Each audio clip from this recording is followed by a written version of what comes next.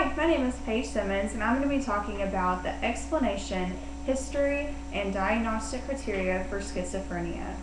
Another term closely related to schizophrenia is psychosis, which is defined as a loss of contact with reality. In patients with schizophrenia, cognitive functioning and perception become very impaired, sometimes severely. Two of the more dominating symptoms are hallucinations, which are false sensory perceptions, and illusions, which are false beliefs. Although psychosis can be created by a traumatic brain injury or substance-induced, most of the time it appears in the form of schizophrenia. There are three different types of symptoms in schizophrenia: positive symptoms, negative symptoms, and psychomotor symptoms. The positive symptoms are the pathological excesses. First, we're going to talk about the disordered thinking and speech, loose associations, which are sentences or concepts that are discussed together but do not relate to one another, or a rapid shift in topics. Also, neologisms, which are made-up words, perseveration, which are repetitions of words and phrases, and clang, which is rhyming. Another positive symptom is heightened perceptions, which are intense senses which can create distractions for patients with schizophrenia.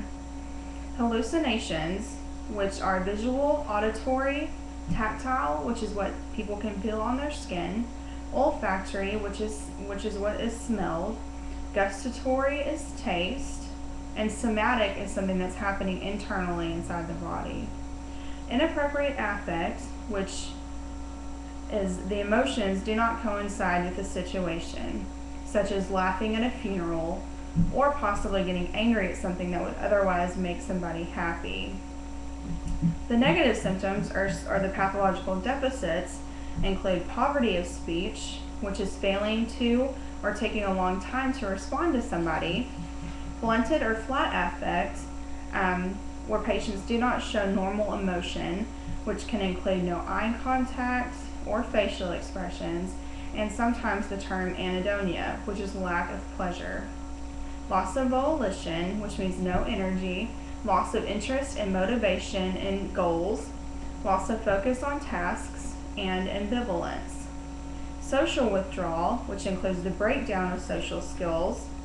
The patients only become concerned with their own ideas and have nothing to do with other people.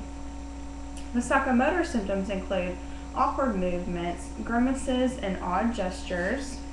The extreme form of the psychomotor symptoms is called catatonia. Catatonia is broken down into 4 different subtypes.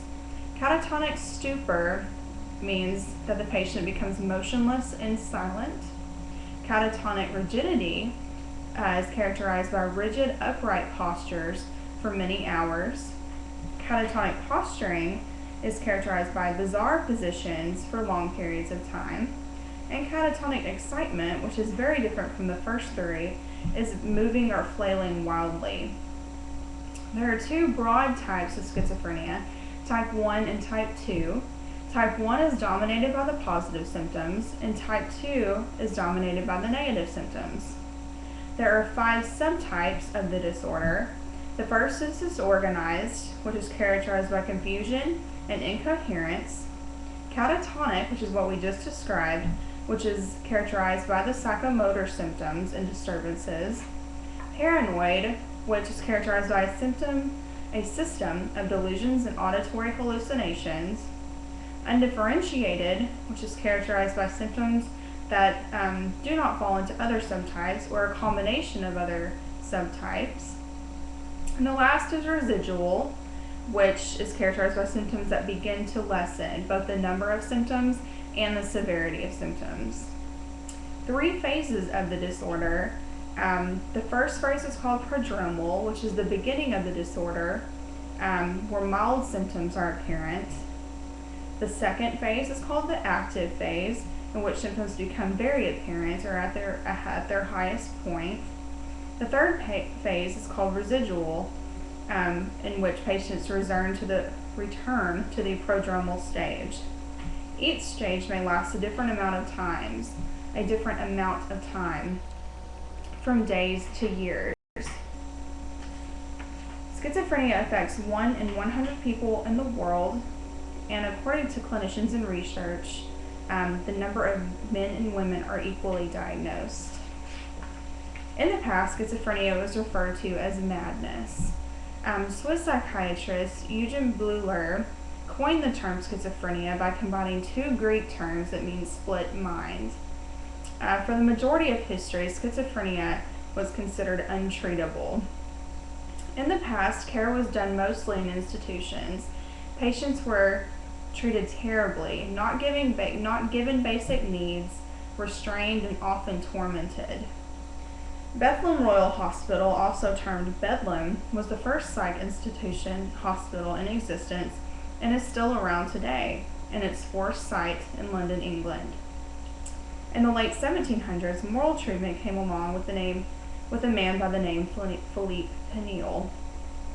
Although many treatment hospitals were doing better at that time, many were overcrowded, poorly staffed, and very difficult for patients to have a positive recovery, oftentimes developing additional symptoms on top of the symptoms they already have. In the mid-1900s, the concepts of Malou therapy and the system of token economies became popular. Malou therapy gave patients the opportunity to create self-respect, take on new responsibilities, and also help patients with positive activity. The token economy, patients are rewarded for behaving in acceptable ways, which includes speaking normally, showing self-control, following rules, and taking care of one's responsibilities, and then not rewarded when behaved unacceptably. Although both are still used today, researchers have suggested that the idea of both Malou therapy and the token economy may not be truly effective.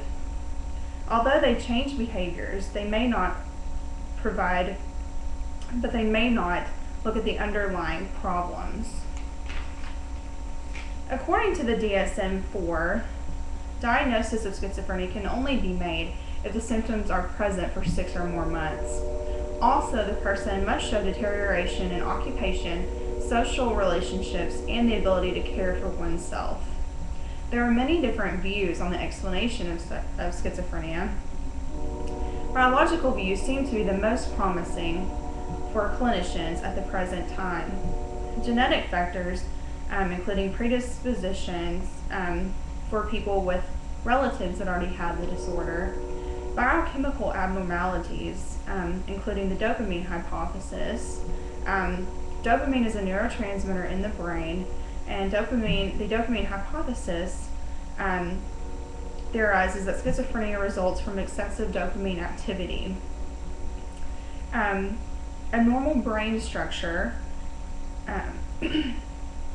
there are scans shown on regular brains and patients with schizophrenia, and they show to have the patients with schizophrenia show to have larger ventricles, leading clinicians to believe that other parts of the brain may have not developed properly. Many people have looked at the frontal and temporal lobes and also possibly abnormal blood flow in the brain. The psychological views really focus on the role of parents. Harsh, critical parents and unhealthy child-parent relationships tend to be a very, very